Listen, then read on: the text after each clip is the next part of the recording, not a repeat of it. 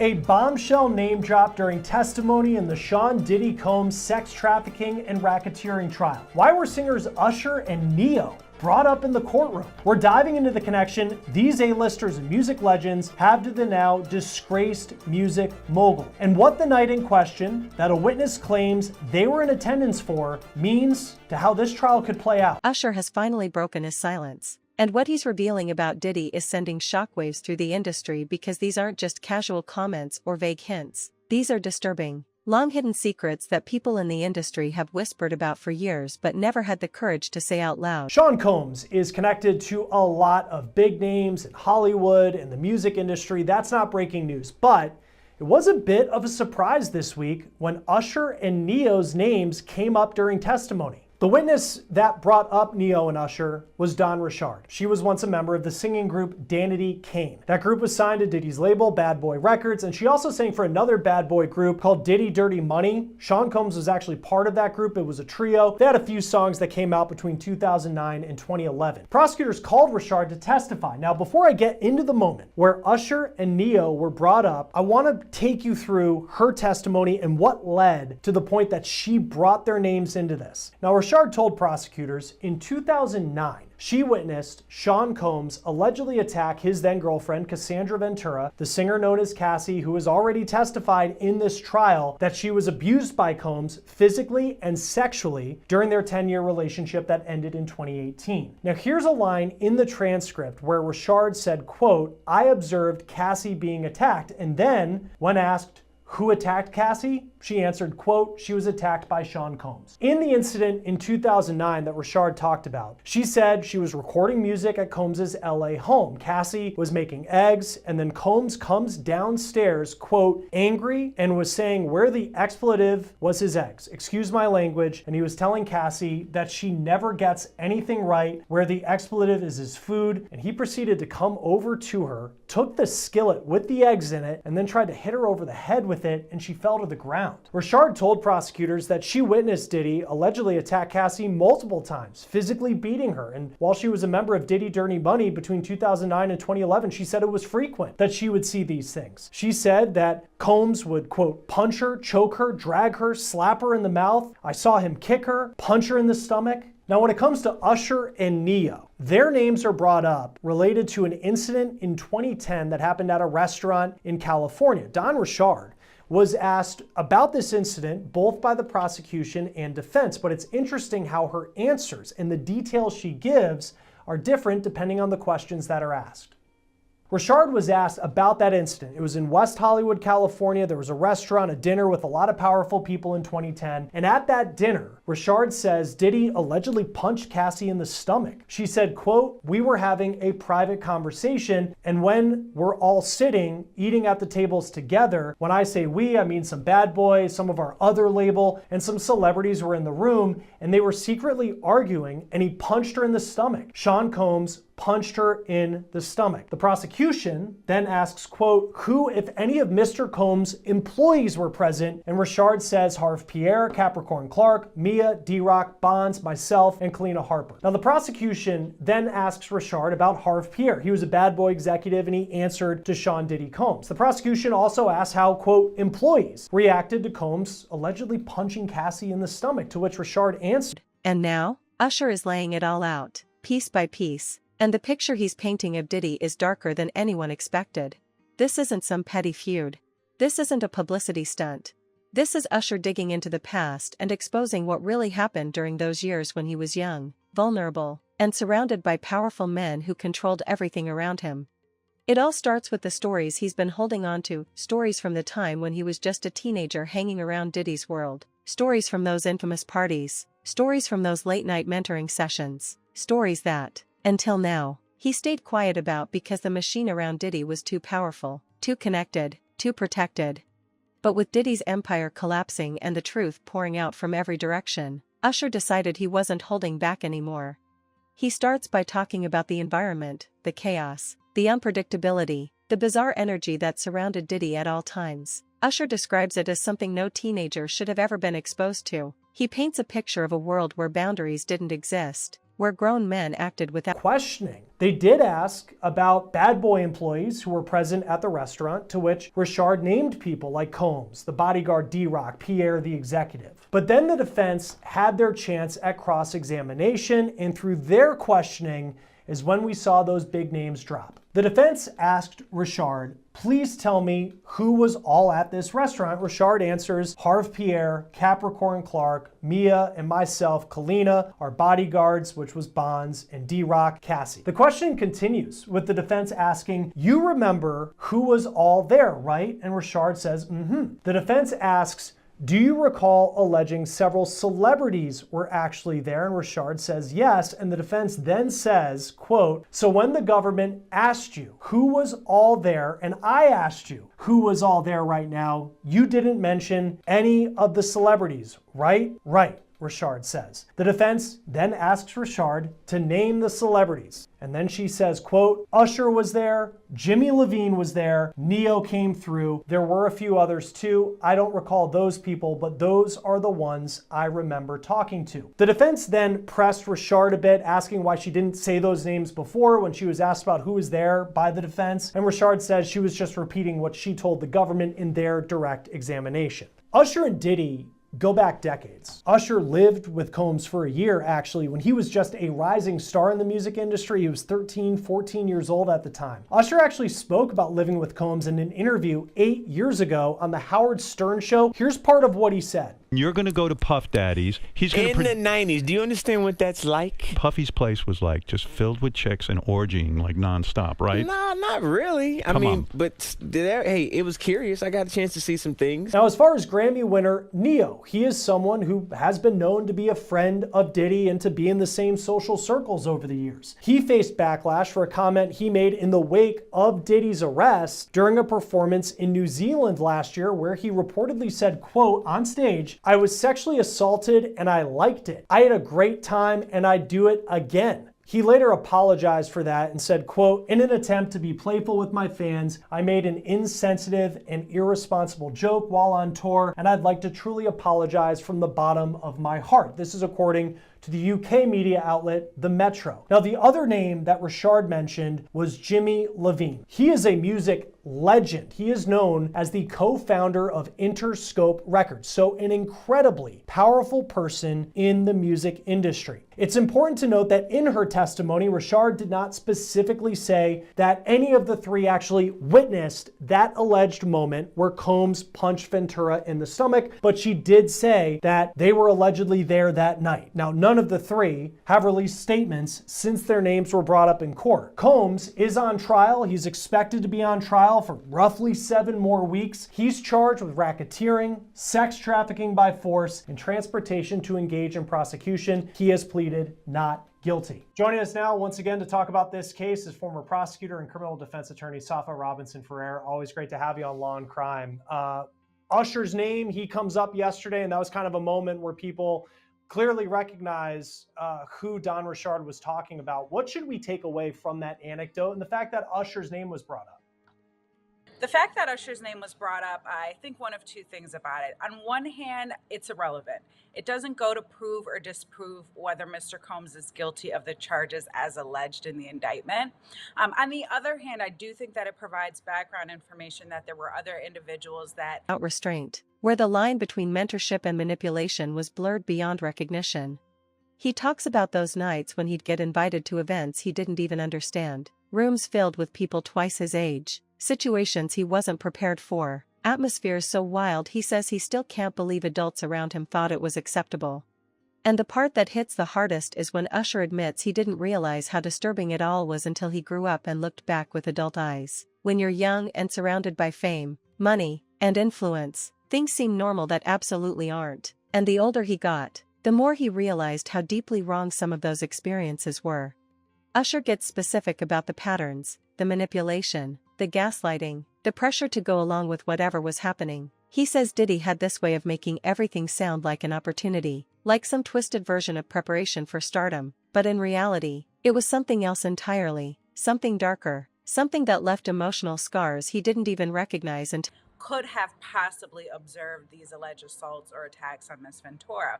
Not only that, but if the government intends on establishing a timeline or a pattern of events with respect to Mr. Combs, his enterprise, and their dealings with individuals from the public or in the industry, it's good to note that the allegation, or at least the testimony came in, that Usher was involved with Mr. Combs early on in his career when he was approximately, I believe, 14 years of age, that he had gone to some sort of academy through Mr. Combs' enterprise or business. And the government can certainly use that to show a long pattern of behavior, dealings that he may have had with other individuals in the industry, and also to establish that Mr. Combs and Ms. Ventura had this long-standing relationship, that not only, there were a select few that got to observe, but that publicly some of these allegations or allegations of violence happened, and that other people observe those things. And when we look at the transcript, and I have it here, and you have the defense asking why Richard did not talk previously in conversations with the government about Usher being there, Jimmy Levine, who's a famous producer, as well as the singer Neo. Should we take anything away from that it appeared that their names didn't come up earlier when she was having conversations with the government? Yeah, what we can take away, and what the defense is essentially trying to do here, is really strike at her credibility. What the defense did during its cross-examination is say, well, these other individuals were there and you didn't disclose their names until now. And why was that? If you are participating in a government investigation, you're presumed and you should tell the truth, the whole truth, and the full truth. And you failed to disclose a significant thing, which were the other individuals that were present. You failed to disclose that to the government. And now it's only today, as you're testifying, that we're just now hearing of these other individuals, Usher Raymond, Neo, and other executive producers that were involved or possibly witnesses to the case. Again, striking at her credibility because she did not tell the full truth at the time she was asked by the government, which later down the line during closing arguments, the defense can get up and say, Ms. Richard testified A, B, and C to you. However, she failed to disclose X, Y, and Z, and that's why you shouldn't believe her. That's why you should not give her the credibility that the judge is going to instruct you on, and the jury can take that into consideration. And one thing that's been apparent throughout all the witnesses thus far is clearly this was a relationship that had a lot of domestic violence incidents, but this isn't a domestic violence case. Yet it seems like there's a lot of people who witnessed physical abuse. And in this case, you have Usher and Neo. I mean, these are A-list celebrities who are seeing Sean Combs punch his girlfriend allegedly in the stomach, which is something that you would think if you saw that, on the outside, if you think you'd stop that, you would step in, you would say something, but apparently they didn't, according to Don Richard's testimony. Does any of that, the fact that he was doing this out in the open, play towards taking some of the domestic violence incidents, but showing that it was a much larger thing, which is what the government's trying to prove? So with respect to the other individuals being present, although there's an allegation that they were present, and they're not really allegations, it's just background facts, I don't know that Ms. Richard has testified that they actually observed the striking. Maybe they did, maybe they did not. But I don't think that that's going to do any benefit for the government as far as knowing that these things happened more broadly. I mean, it's clear as day that this case is rooted in domestic violence. Years later, he talks about being pushed to stay in environments that made him uncomfortable, being exposed to behaviors he didn't understand, being part of situations that weren't meant for a kid, and worst of all, he talks about how nobody around him stepped in, not the managers, not the executives, not the adults in the room. They all let it slide. Because it was Diddy.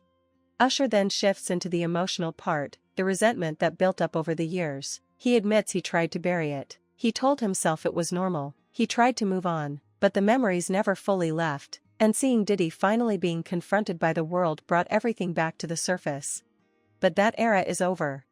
Usher is done protecting a man who never protected him, and now he's opening up about what really went down during the years when he was being mentored by Diddy, years that everyone now realizes were anything but normal.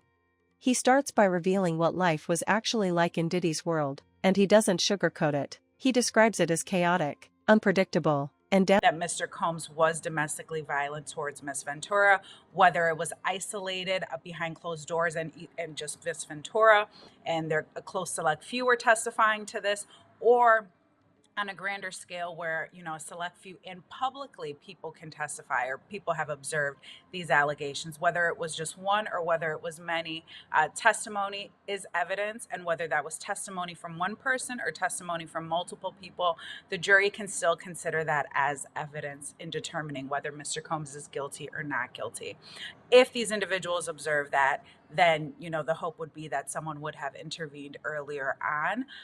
But again, it doesn't negate the fact that, the charges here are racketeering, sex trafficking, and things of that nature. One of the things the government is alleging is the use of force. So I think that's why we continue to hear this domestically violent line of questioning. And I think the government is hoping that the jurors will view this as satisfactory to the element requiring requiring force, physical force of violence. Yeah, and to your point, I'll just looking at this transcript, you're right. Yeah, it's Usher was there, Jimmy Levine was there, Neo came through. So it's saying that they were there, not necessarily that they witnessed the abuse that Dawn Richard said happened at this dinner. What did you make of her testimony now that she's off the stand? It was pretty interesting testimony. I don't know that she was a necessary witness, although the government deemed her to be necessary. Miss Ventura got on the stand and testified about the abuse, testified about what happened to her. Miss Richard seemingly came up behind her and corroborated for the government those allegations. And I don't think there was even a question about that. The hotel footage came into evidence. Miss Ventura testified. So now Miss Richard is here testifying to more allegations of domestic violence. And the government has to be really careful here, because the way that it is being painted at this point is that this is a domestically violent case, which is true. But the government needs to prove a RICO. They need to prove sex trafficking. They don't need to prove domestic violence. And it can certainly confuse the issues with the jury and ultimately land them in a verdict of not guilty. I know some of the evidence that the government will point to, some of frequent flyer accounts, credit cards, bank accounts. We haven't really heard a lot about that as of yet. How do you see the government, now that they've really established, whether it's Cassie's testimony, some things that Dawn Richard has said about the domestic abuse, the violence that was in this relationship, where do they go from here if they are going to paint this picture of a RICO, which is essentially what they need to do in this trial if they want to get a conviction? Yeah, so what the government's going to continue to do is put on their witnesses. I think that they got a witness on the stand that worked for Mr. Combs at a certain point in time. That individual also testified to some alleged violent behavior on behalf of Mr. Combs. I think if this individual is still testifying, or as other individuals continue to testify, we will start to hear about transportation with regard to these alleged sex workers. So one of the things that the government has to prove and show is that there was a transportation via interstate commerce, which is a very wide net and catch-all for the government in order to seek a conviction, is that these individuals were transported or traveled via interstate commerce from one state to another. So we may hear testimony about frequent flyer accounts or whoever the individual was that set up. Downright disturbing. A place where nothing was off limits, where boundaries didn't exist, where adults acted like reckless teenagers, and where young artists like him were dropped into situations they should have never been exposed to. Usher says that when he was just a teenager, he was thrown into an environment that was filled with grown men doing things he didn't even have the vocabulary to explain. He talks about those infamous parties, the ones rumored to be wild behind imagination, and for the first time, he confirms that they were exactly as insane as people speculated. He says he walked into rooms filled with people double his age doing things that made no sense to him at the time. He describes moments where he felt trapped, confused, and overwhelmed, but because Diddy was this massive figure in the industry, he felt like he had to just go along with everything. And that's the part that hits hardest. He admits that he didn't even know he could say no. Usher talks about how Diddy had a way of manipulating young artists, making them believe that all this chaos was part of the journey, part of learning the game, part of becoming a star. these or purchase these plane tickets, or if they flew private, whoever set up the transportation and travel may ultimately testify. We might hear from them to further establish that this was a sex trafficking case. And on the interstate commerce charge, if they were to buy an escort from Miami and fly them to New York, would that be considered interstate commerce? That would be. So the train, or excuse me, not the train, the plane traveling from Miami to New York is an indication that this was via interstate commerce because it's going from one state to another. Even if they traveled via train or via car, going across state lines would satisfy that factor. We've seen Cassie's off the stand, but whether it's Don Richard's testimony, David James, who's the former personal assistant, he's talked about Cassie as well. What do you make at this point, seeing how the testimony's going, that the government decided to have Cassie early on in this trial as opposed to building up to her testimony at the end? You know, I'm always in favor, as a former prosecutor, I'm always in favor of putting my victim on last if I can, because her words will echo to the jury indefinitely. You know, yes, she could have testified early and people will tend to remember what they've heard early on and later in the game. But I think here it's really impactful to build up the puzzle, these other individuals who were involved, and ultimately get us to Miss Ventura, who, you know, will testify as to what specifically happened. And the jury is going to be more likely to remember her testimony, especially compelling testimony, if she is the last and key witness. And there would have been a buildup that the government would have made to her testimony. Now, it doesn't mean that they can't come back guilty because she did testify early on, and now these individuals that are testifying are further establishing what happened. That's just a personal preference and what the government ultimately deemed as the best way to, you know, put their witnesses on. And also, Miss Ventura is pregnant, heavily pregnant. They didn't want to run the risk of her going into labor later on during the trial and not being able to be present to testify. So I think that they did have to get her out of the way early. My preference just would have been to put her on later if I was the prosecutor on the case. We've seen a couple cross-examinations from Sean Combs' defense team. How would you say they're doing thus far? I think they're doing a great job. I think that the defense is eliciting facts or alleged facts that the prosecution has kept out so far. And one of the things that we always discuss, you know, in trial practice is you never want the jury to find something out from the other side. If you have bad facts for your case, you want to get them out there and do away with it and show them it's not a big deal. Yes, she may not have disclosed certain information previously, and I can explain later as to why, but you really want to get those bad facts out of the way. And I think that at least some of the testimony that I've seen or heard is that, you know, when these when the prosecution witnesses are testifying under cross-examination, the defense is getting out facts that really kind of hurt the prosecution. I think that with Ms. Richard's testimony, she testified that, you know, she had been working with Mr. Combs, that she observed these allegations of violence and things of that nature. But then later down the line, she goes to work for him and works in a musical group with him and another individual. We didn't hear that under the direct examination. We heard that under cross-examination. And I think that those are the things that the government needs to be mindful of because they do seem to be surprising facts as the defense brings them out during cross-examination. And they don't want to turn the jury off, and they don't want to hide anything from the jury. Says Diddy framed it as mentorship, as exposure, as opportunity, when in reality, it was something darker, something twisted, something that still messes with him when he thinks back on it. And then Usher drops the details that make everything click. He says there were nights when he was put into situations that no teenager should have ever been in. He says grown adults around him ignored the obvious. They didn't protect him. They didn't question anything. They let a child walk into an adult world because it was Diddy's world, and in Diddy's world, nobody said no. He talks about seeing behaviors he didn't understand but instinctively knew were wrong. He describes being ushered from one room to another, hearing conversations he wasn't meant to hear, witnessing things that left mental scars he didn't fully process until he became an adult. Usher admits that for years he downplayed it. He tried to convince himself it was normal. He tried to pretend the memories didn't affect him. He tried to push it out of his mind because the industry was built on protecting people like Diddy, not the kids who got caught in their a little bit startled, and he said, like, no, I like this SH, you know what the rest of the word is.